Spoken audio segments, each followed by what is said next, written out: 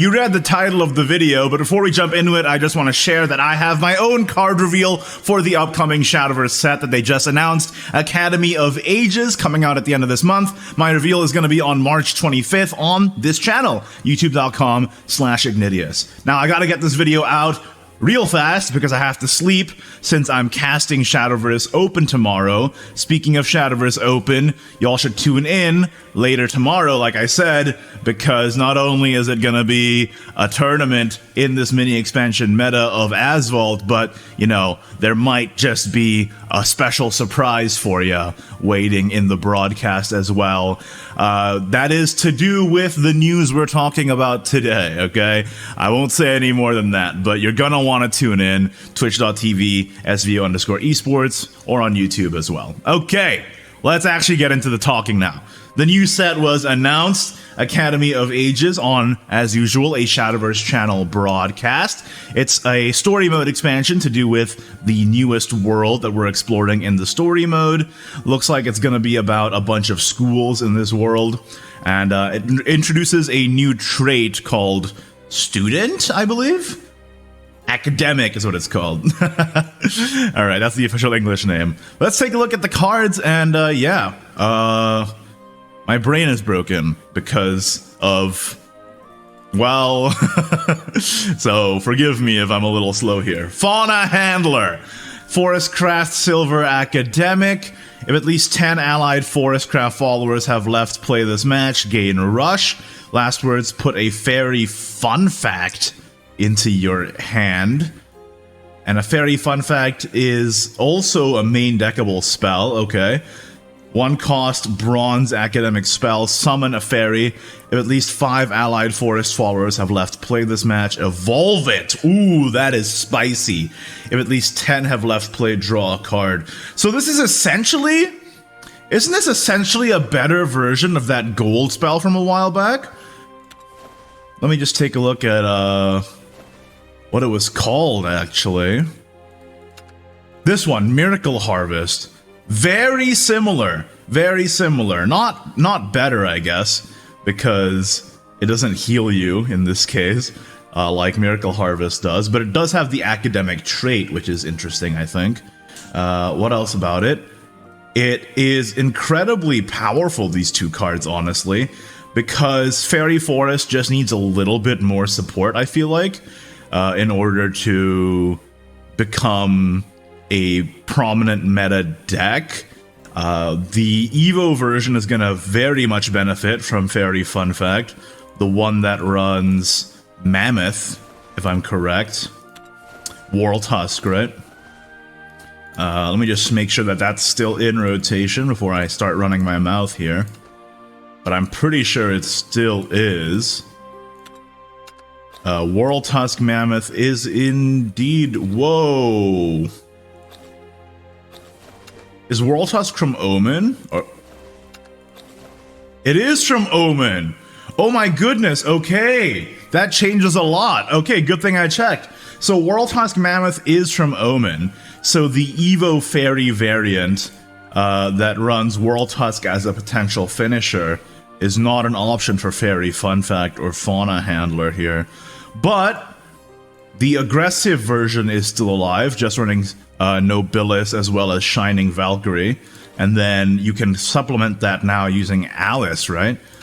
Because the free evolves from the Fairy Fun Fact are going to be really helpful for the Alice. Not to mention that the evolved Fairy is going to gain Storm off of the Plumeria effect as well.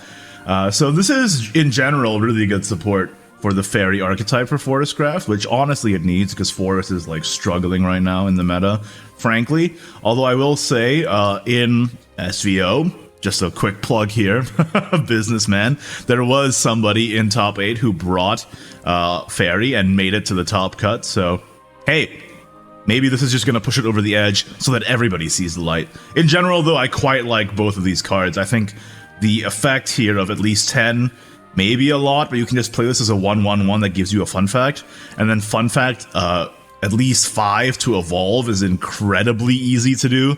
So yeah, I foresee some easy Alice procs in the future.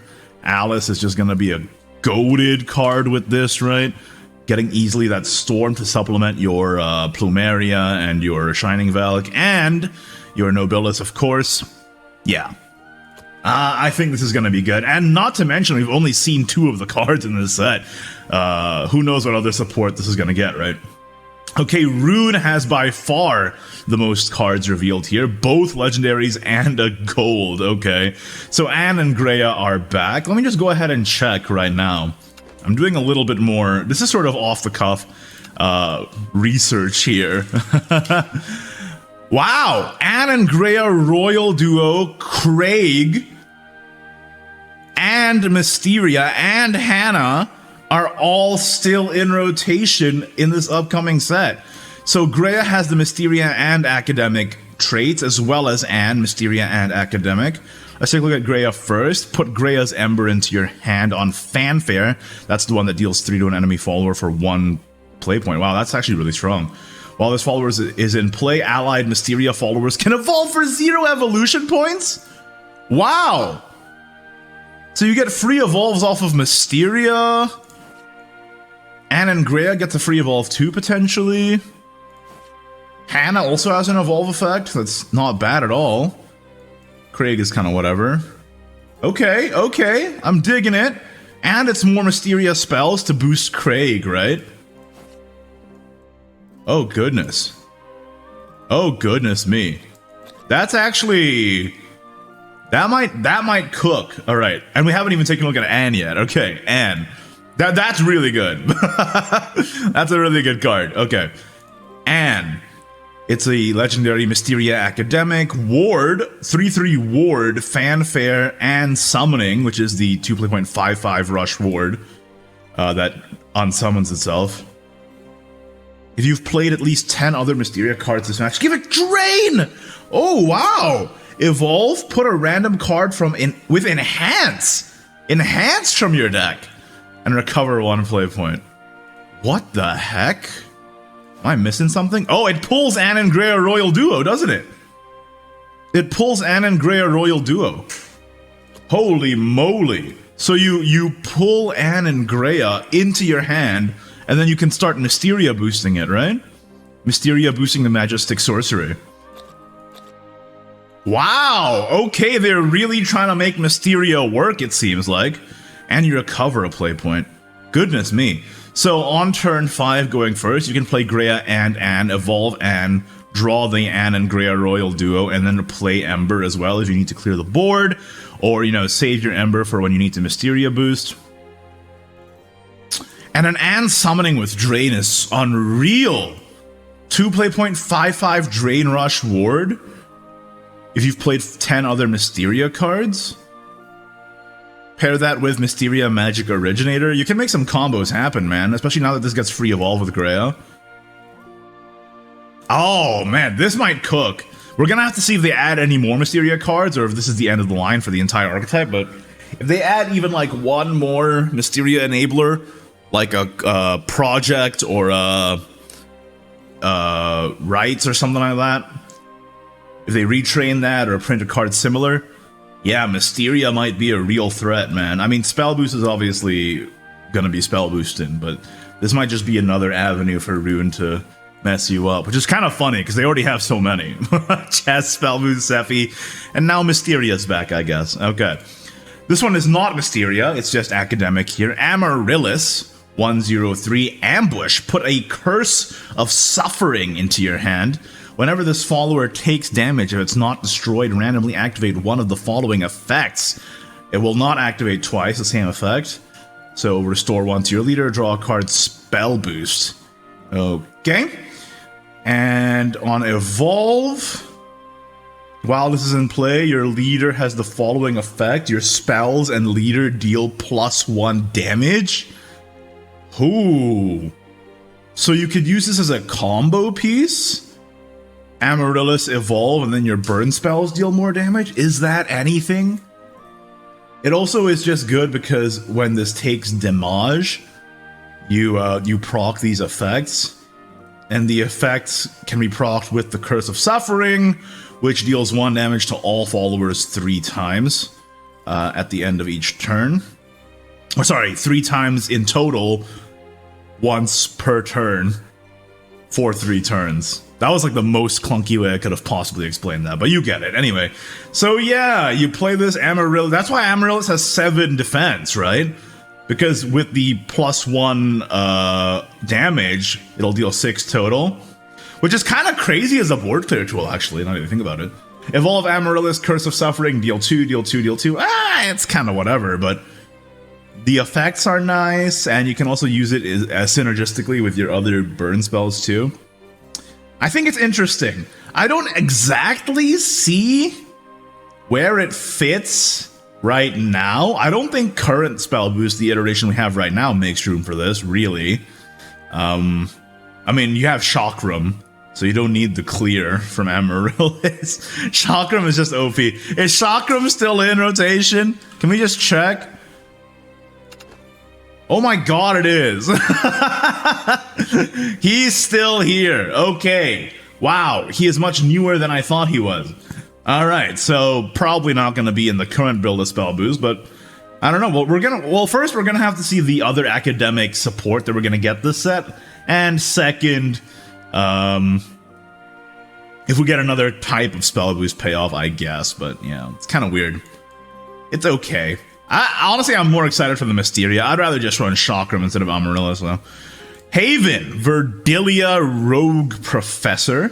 It's an academic card, and it fuses academic cards. Whenever cards are fused to this, restore 1 to your leader. Okay, so it's like a Justine. It's very, very, very similar to Justine from the old Uprooted days, right? Where she would fuse Natura cards and heal. This time, this is fusing academic cards to heal. So Heal Haven is getting support here, which is kind of nice, I suppose, for Iralde as well as the Warden. If this card is fused with at least 1 card, put Cyclical Guidance into your hand on Fanfare, which is a 0-cost card that deals 1 damage to a random enemy follower 4 times. Enhance 10, deal 5 damage to a random enemy instead 4 times. Okay! So that's a potential 10 play point finisher. Seems optimistic if you want to get all the way to 10 play points.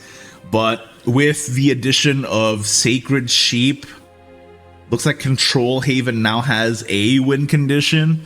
It's still really tough because it's extremely easy to play around. Unless they have a way to clear your board for 0 play points and then play Cyclical Guidance to deal 20 to face. That might be the new endgame. We'll see if that's a thing. Anyway, it has more effects. Fanfare summon another, select another allied follower, give it Rush. If it's academic, give it +1/+1. Ooh, that is actually pretty interesting. That's good tempo too, especially if they add neutral academic followers, which I assume they will. You could get like some pretty, what's the word I'm looking for? A consistent target to proc that effect off of. And then Evolve, it has another effect, restore 3 defense to your leader. With full evolve stats. Okay, honestly, I don't hate it. It's interesting. It's interesting. Let me just go ahead and proc these sets yet again to see what's going to be in the set for specifically Haven.